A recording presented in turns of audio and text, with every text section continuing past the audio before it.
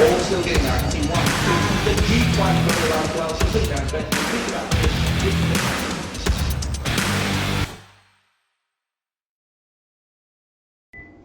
Hi everyone, John McLeod from Macbet. Just going over how we went on the weekend and what a day it was. God, I've made some blues here in this meeting. There was a lot of problems with pace. Wind was a big problem. You can see, early in the day we sort of put down, that was what it looked like on the weather chart, that there wasn't a lot of wind. There was a westerly wind, which it surprised me that it was going to be such a light wind with a westerly. Usually westerlies, they really get up, and that's what it did. But what they were expecting was the wind was a little bit was high, well, not high, but around about the 18 knots, 19 knots in the morning, and then dropping away mid-afternoon. And all it did was get up higher. So that put us behind the 8 ball pretty much the whole day. The wind just makes a big difference to these horses. Most of the time, I would suggest that you've really got to know your bias and all that sort of stuff on how the wind is going to affect horses to be playing. But a lot of the jockeys sort of make different decisions, and because of the wind, and that just can hurt you a lot. And that's what happened with us. Our maps, we were thinking jockeys might do something, and they didn't, and we over analysed it, if you can put it that way. This first race, you can see in this race we had the winner's second pick over the actuary. There was a scratching there, a late scratching in, I think it was Global. No, it wasn't Global Citizen. It was one of these two. Liza with a J and a Z. It came out late. We had it second pick, but this horse we were given a chance to Mount Beauty. We even said something in the comments here, and it was around the $14 in the morning. I sort of didn't bet just because I thought it could be out here. Went around the middle of the track at Caloundra, but what he did was he pushed forward hard and got on the outside of She's a Ripper, and then She's a Ripper tore off, and he just had the nice suck into the race and was able to get home. They put a stack on it. It was about $14 into $4.60, so it was a big go. It made a big difference to what we did.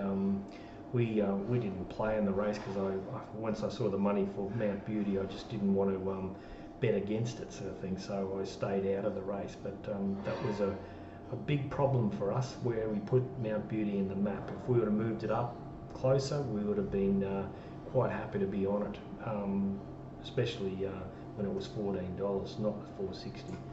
In the second race, you can see, this is a race, star race. It just looked the winner. We had something on it. What we did, we had an all up with it and another horse in the next race, I think it was. So we never got anything out of this. I think it was about $1.60 when we sent it out. It was probably, it was just hard to beat.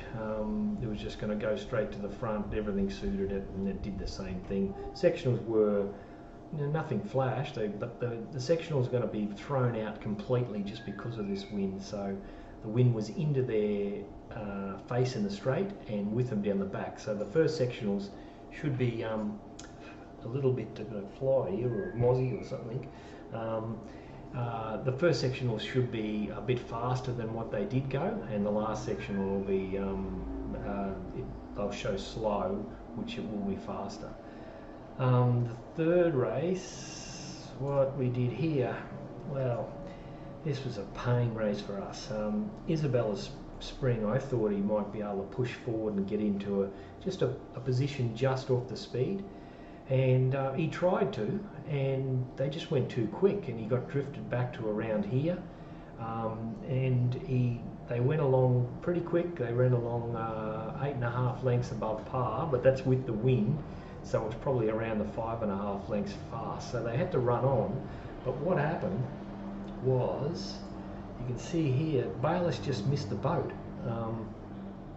He was in a sort of an okay position, I would have thought. That's him back here in the yellow and orange. But with all the speed up front, I thought here he should have got going. This bloke got going, and he just missed the boat. So when he wanted to push out and get going, this bloke put him in a pocket. He lost you know, he should have been up where this horse should have been, and he's back 2.5 lengths further back than what he should have been. So down the straight, you know, he's pushed wide, he's come wide, and he's made up a stack of ground. You know, he's more a 2,000 metre horse, this horse, but you're not going to get on him in a maiden over 2,000 because he'll be too short. But you know, he made up a lot of ground down the straight, and you know, under hands and heels, he just should have won. There's no doubt about that. We sort of backed it around the 360 mark. We went each way at Elise, which just probably had the right run to win and didn't finish off. Probably the mile might be a little bit of a question mark over it. We did a few things with head-to-heads in that race, so we finished up. We did 1,000 in the race. The next race, what did we do here? Oh, this is Stylish Saga, which we had it in the all-up, and the all-up went over. What happened? The tenor pushed forward. They said that they were going to do it on the air, you know, closer to the jump. He just went forward. He walked. They went 3.6 lengths slower than average, and that was with the wind. So they've probably gone around about you know, 5.5 lengths, 6 lengths slower than average, and they just had to sprint home.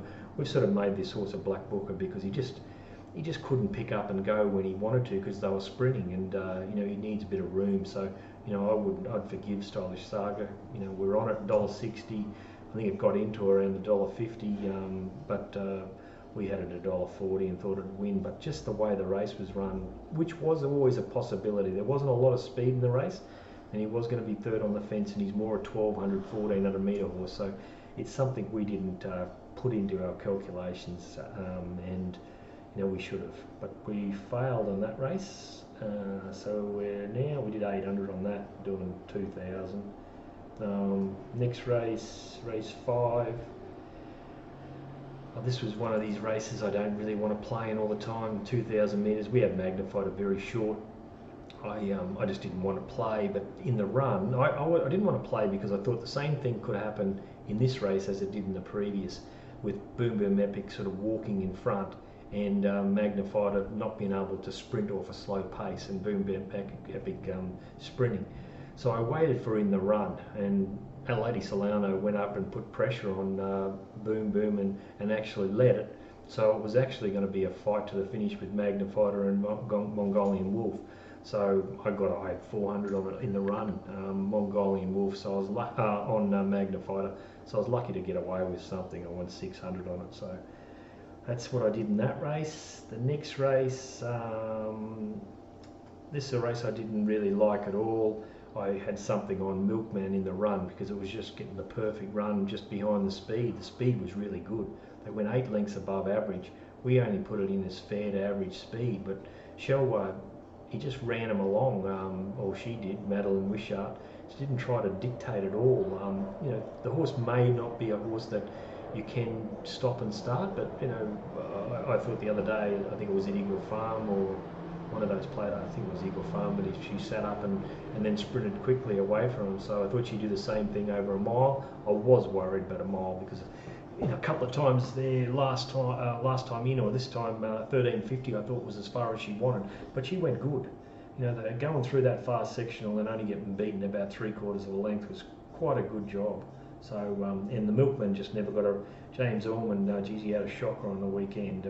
He just made blues left, right and centre. He didn't come out, that horse, and just made a blue, and I threw something on it in the run because it was just looked the winner, and he got held up at the wrong time, so that was the end of that. Next race, race 7.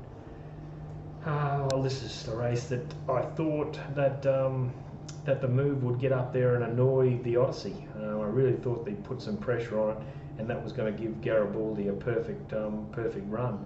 Like, they went 1 length slower with the wind up their back, so it's probably like about 3 lengths slow, and then they've got home 0.3 into the wind. So they probably got home 2 or 3 lengths fast into the wind, so nothing could run on. It was just put on for the Odyssey, and Garibaldi went good. Just hit the line good. He's just a horse to follow. He's going good, the horse. You know, we got the great odds. We got $5 and $4.80, and I think it started $2.70. So it was. I nearly saved on the Odyssey to $1.80. It got to $1.80, a bit over $1.80 on Betfair, and I went to do it, and then as soon as I thought about doing it, it went off. So I finished up doing 1100, and I probably should have only done 600 or 700 on the thing. But anyway, that's how I went on that race. But we were unlucky with that one, or I was just wrong with the map. Next race, James Orman again. Wow, just knows that most important will lead, and what he wanted to do was just get up there and just go crazy, and went forward and went quick. He was no hope at that stage. All important was taken on. He grabbed hold. Then all of a sudden he fought on okay. Jardin Rouge, they put a stack on it, and it was the perfect horse in the perfect position. It was just ridiculous. If you make this speed a lot more than what we had it. It changes into 360, and I think it was around $5 into 250. So it was a massive difference. How the race was run. What did we do? I didn't play. I actually bet head to head in the run on over Most Important and Jardin Rouge. I had something on Most Important because I thought he'd lead and Jardin Rouge would be back here. So this is something I had in Newcastle at 300 each way, one at 390, and just because I'd seen its run and started 230 and come from last and run second. So that was a nice little result. That one, I just shook my head. Thank God I didn't have any more on it, or thank God it run the place. This next race, again, we had a nice bet on Canapes because we thought it'd get the lovely run. Star Virgo went ballistic. I don't know what he was thinking, Duplessis. He just, he had to know the horse pulls. So, the horses pulled about 3 or 4 starts ago when it was over 1,000 metres. They went to 1350, and he wants to rev it up, and led by 4 or 5 or 6 or something. It was just ridiculous, especially when a horse is a little bit suspect at the distance.